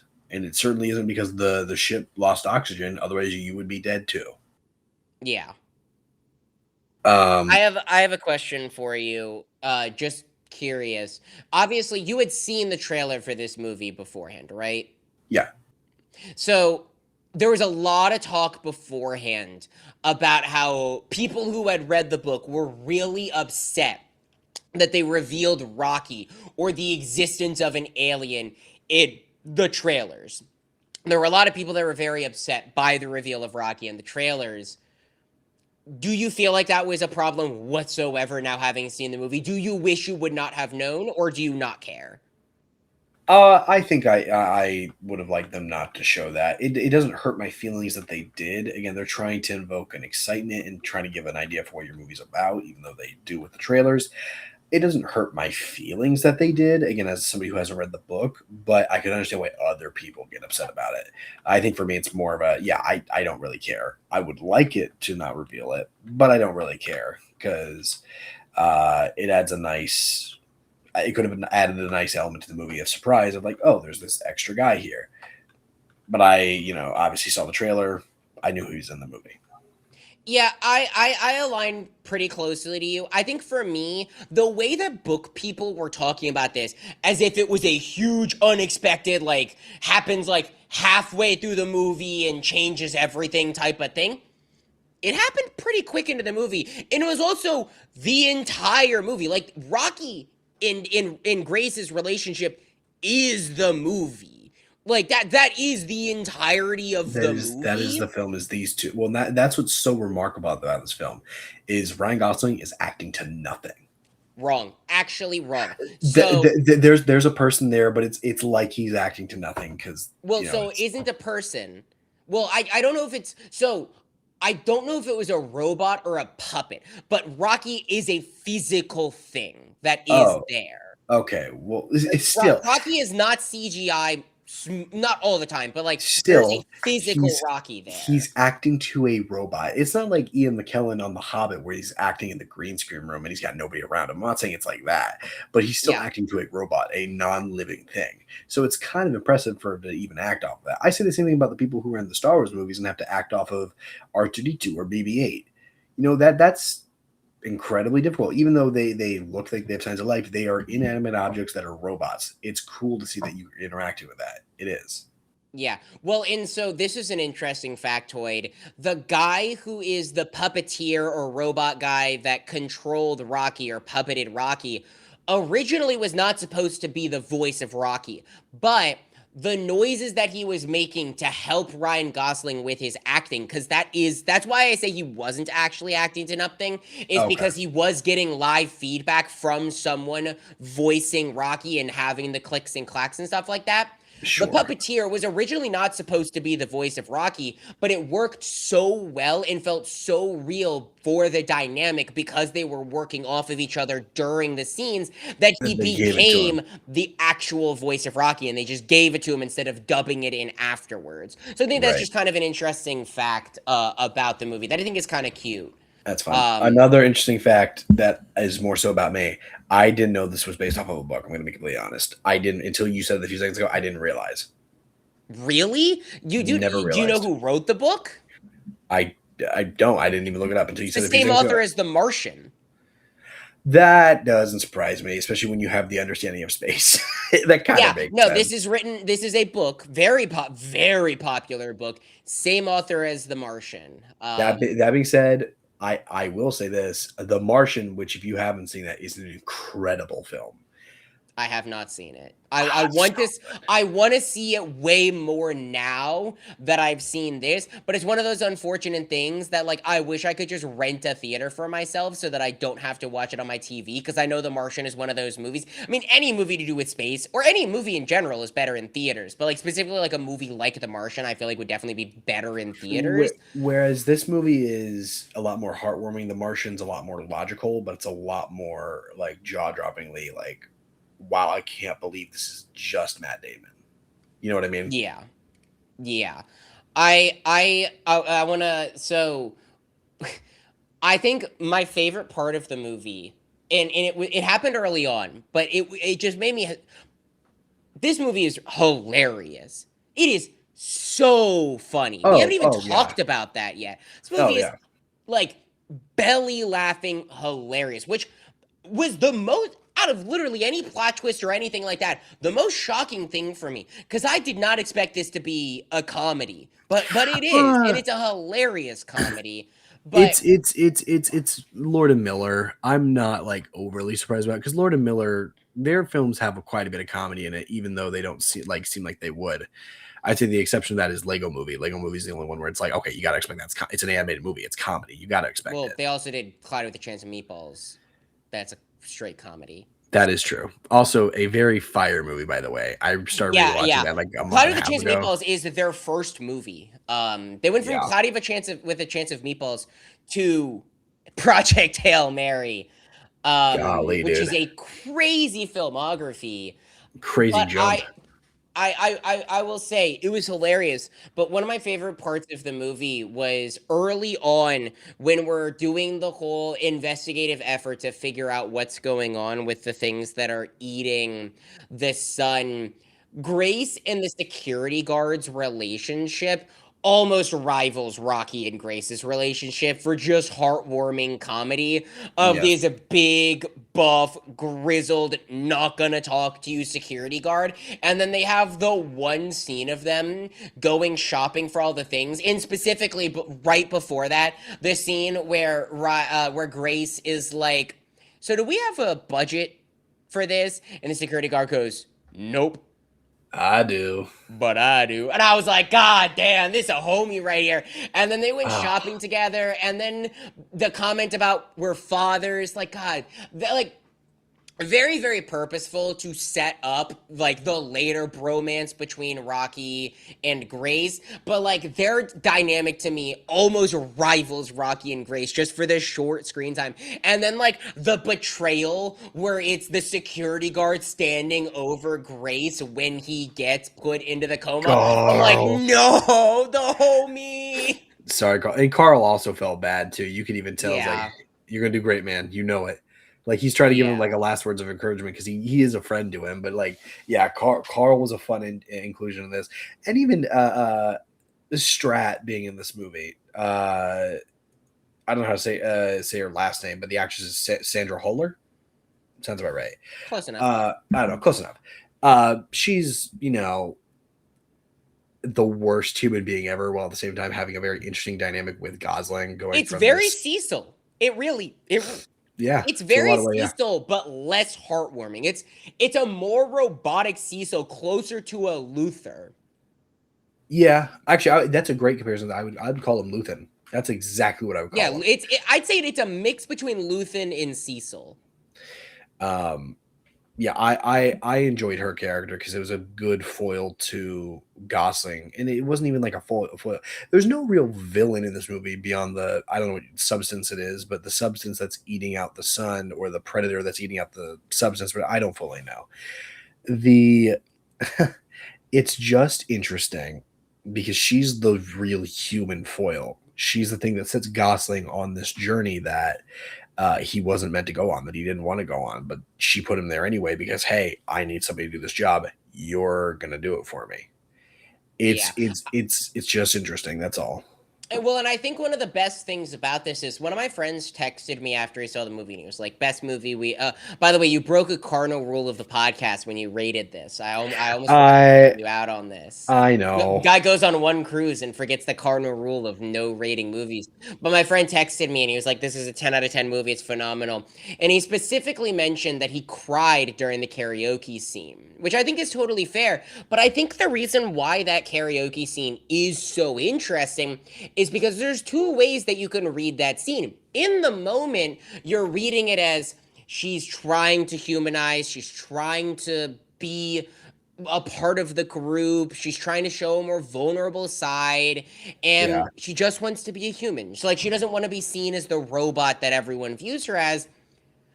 But if you look back, it could also be seen as a very tactical manipulation to try and seem more heartwarming, to try and make it easier to manipulate Grace later down the line. Now, Well, granted, and she it's not doesn't even know in the moment that she's going to need to, but she needs to keep all doors open.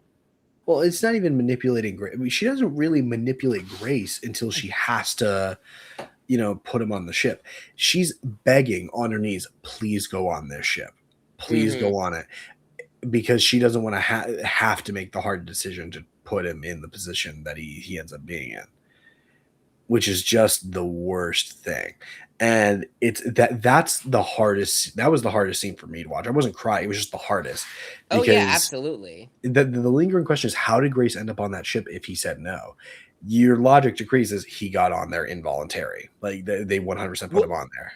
no, because I think my whole thing was this is another another thing with the pacing is like I feel like the ending was a little bit faster than I wanted it to be, just because I feel like the time between him saying no and the reveal that he was kidnapped was smaller than I wanted it to be. And I don't want to say like took the wind out of the reveal sails, but I feel like it would have been even crazier if we would have had more time to sit with the fact that he said no before pretty soon after revealing that he said no. Because, like, what you think it is at the time and what I thought it was at the time while you're watching it is he says no. And then, okay, he must have gone and thought about it, and he finally came around and he was brave, and that was the thing. No, he got kidnapped.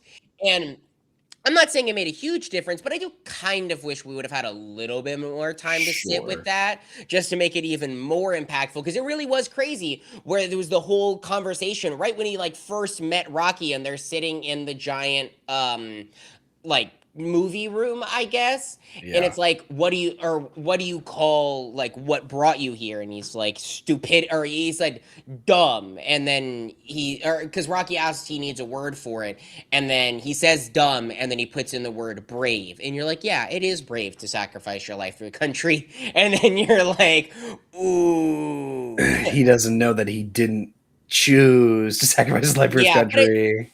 it does make it, and I will say, it's a beautiful full circle moment where we as the audience are finding out that he was not brave and not willing to sacrifice his life at the exact same time that he is now sacrificing his life for Rocky and being Yeah. able to go and be brave and actually give up his life, which I will say, controversial opinion, maybe. I really did not like the line where Rocky was like entertaining the possibility of him going home because that was another thing where it was like, again, you made it clear that he cannot go back. And then when Rocky reveals that he can go back because he's willing to give him some of his tank, that was like, oh, that's so sweet. He's gonna get to go back home.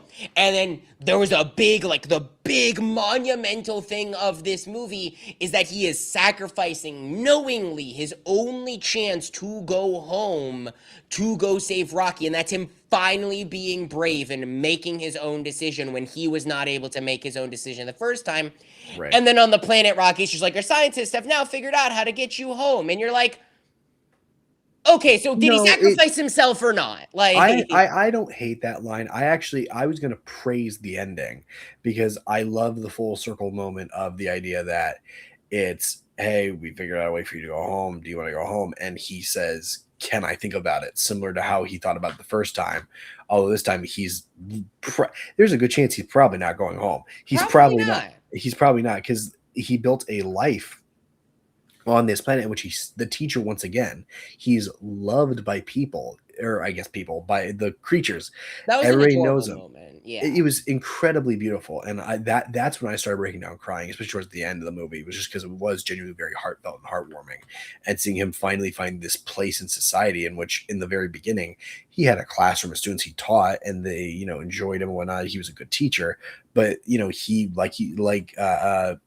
Strat was saying to him in the beginning of the movie, you are somebody who has no immediate family. You are somebody who has no connection to this. You are a teacher. You have nothing else to offer. Sacrifice your life on the line. Put it here. Meaning that nobody there really would have cared about him.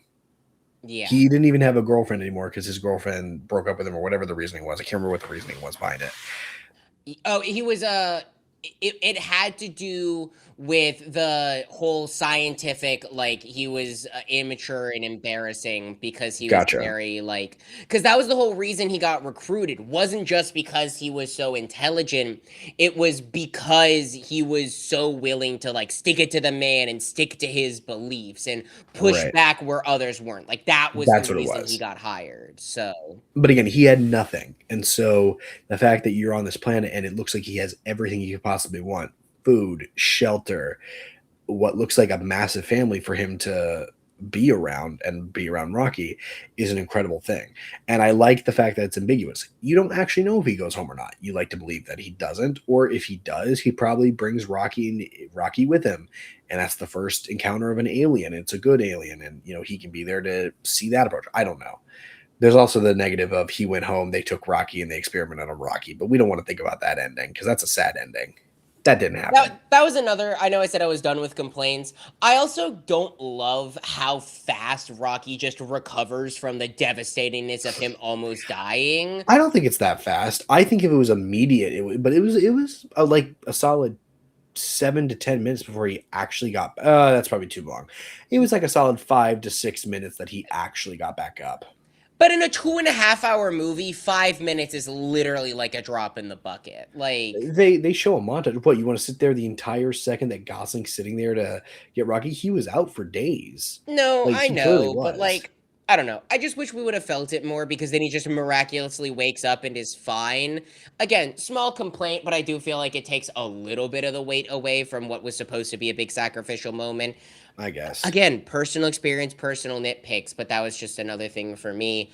But like one thing that I didn't know going in that I think really helped enhance the movie is the fact that all the like spaceship sets were practical.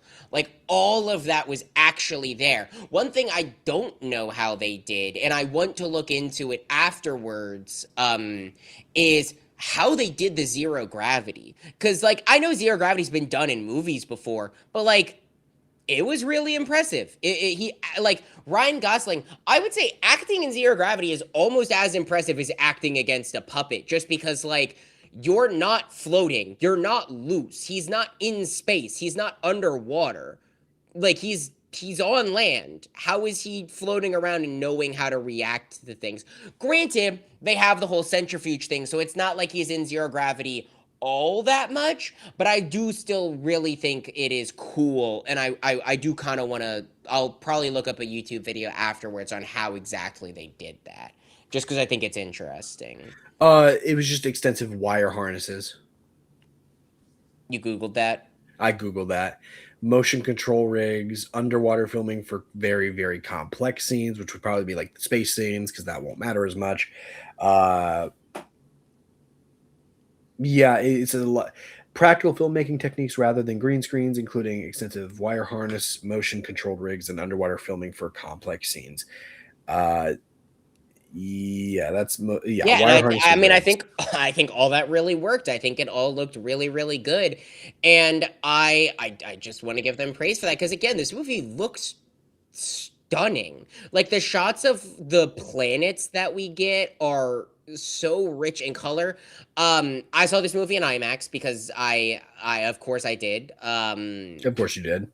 Did you see this movie in IMAX or did you see it in standard? I saw it in standard. Lame. Got a fancy lame. Brother, you know the weekend and the week that I had, I was not going to drive to go see IMAX nor pay for the IMAX ticket. I wanted to be in and out as fast as possible because I was nauseous. I still am now. Tisk, Um, tisk, tisk, tisk. like even me No, sitting here, like, oh my god, this movie is like unbelievable in IMAX. It's actually incredible because I think one of the things that I love the most, and it's such a like small technique that movies uses, but like it's only IMAX when you're in the present. When you're in the past, it's in standard. sure, It's like I don't know how that came across in a non-IMAX showing and if you actually noticed that, but like in the flashback scenes it was a completely different aspect ratio than sure, when they were in the present, which actually helped you like contextualize. I mean, it's not hard to tell the difference between a classroom slash aircraft carrier and no, space, but I do always like the difference in aspect ratio because it feels like small home film as memories versus a big giant this is everything that's happening in the moment. And like there wasn't any action in this movie, but the one call it action scene that we got, which was the spacewalk when they were collecting all of the yeah, organisms, it was so good. It it was was so good. it was really really good. Again, I think it just wrapping what you're saying up about it. It's just the visual and the cinematography, visuals and cinematography. All of it was just so well done. It's so well realized and well crafted. The Lord and Miller knew exactly what kind of shots they needed to set up so that they could tell this story correctly. And a bunch of them, even though this movie is very, it's set in space, is very colorful and vibrant, which is very, very Yeah. cool. It's very, very nice. Yeah, visually, this is definitely probably gonna. No, I'm gonna put my foot down on it now. It's gonna be nominated next year for at the Oscars or whatever award season for visual effects, hands down. Oh, absolutely. I'm not saying it's going to win just because I think there are some really strong contenders coming up, but Odyssey. I'd be shocked if this movie wasn't at least nominated for best visual effects because it is genuinely stunning and has a high, I mean, it's the best visual effects of the year so far, and Yeah. I think it beats almost everything except for Avatar from last year probably. So, Well, and again, I think this is the hardest thing that I'm going to have with this film, and this is probably the last thing I'll say about it. When award season does come around, I do hope this movie is remembered because in my mind, this was a very, very close to perfect movie. I love this film. This is easily my favorite of the films that have released this year. I was gonna ask you. I would assume it was, but Easily my favorite film that has been released thus far this year, unless I'm mistakenly forgetting about one that I really, really enjoyed, but I don't think I am. I don't know. It's not No. my favorite. Maybe, It's not my favorite of the year, but it's maybe top still 3. Hoppers. It might still be Still Hoppers. Hoppers is still my number 1 of the year. Hoppers is really good. Admittedly, Hoppers is still my number 1 of the year, but this is really good and it's definitely up there in my top. And I wouldn't be surprised if this sat somewhere in the 9 to 10 spot. Just I'm saying only 9 to 10 just because Odyssey's gonna make my top 10. Doomsday's gonna make my top 10. I'd be shocked if Brand New Day didn't make my top 10. Like, obviously, we're Dune. guessing here, but Dune's definitely gonna make my top 10 just based on that trailer. So, There's a like, Martin Scorsese movie coming out later this year. I love Scorsese. That's probably, even though he's branching out and doing horror for the first time, that's gonna be in my top 10. yeah, there's a lot of incredible movies that we're lined up for the rest of the year. So it's hard to say where this is gonna land, but like I could see this staying in my top 10 at the end of the year. Now, building off of this to be the last thing that we talk about, and again, I know this is impossible to predict, but just looking at the slate of movies of this year, let's assume that all of the movies that come out that we are excited for are at least as good, if not slightly less, but about as good as we hope they're going to be. Like Odyssey's a banger, Doomsday's a banger, Brand New Day's a banger, all of these Okay. movies. Yeah. Do you think that this will be nominated for Best Picture up against the Mm. possibility of all those other movies? Knowing that Brand New Day and Doomsday are not getting nominated because superhero movies never get nominated for Best Picture pretty much ever, you're really competing against stuff like Dune, The Odyssey, and movies of that nature.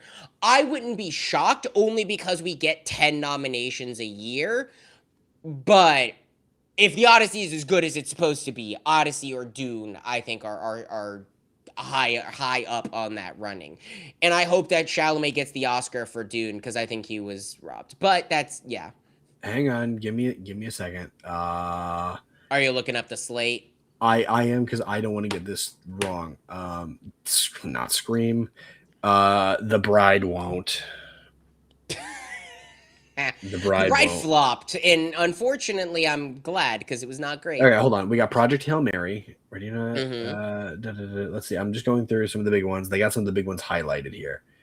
I'm assuming you're on the Uh, IMDb yep, drop list. Yeah. yep. Drama. The drama could. I haven't seen anything about it yet, but that comes out April 3rd. I'm kind of actually looking forward to seeing that now. I'm surprised you're excited for that. I actually took it off of the docket because I thought you weren't going to be excited.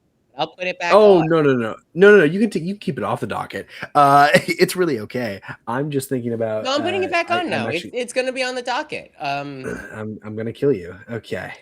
Animal Farm. Oh, that's animated. Michael Deepwater. could be really good. Michael will 100% be nominated regardless, because usually I every wouldn't major say biopic will be. regardless. I would not say It's regardless.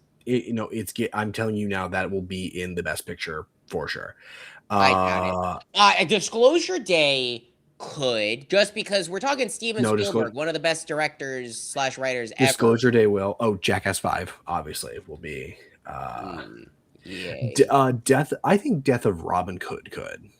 If You were if it's shitting on that movie earlier this year. When I told you the Death of Robin Hood was coming out, you were like, that movie's not going to be good. So we'll yeah, see. I stand by that, but that doesn't mean that the Academy won't think that. The Academy and I do have differing opinions every now and again. That won't. That won't.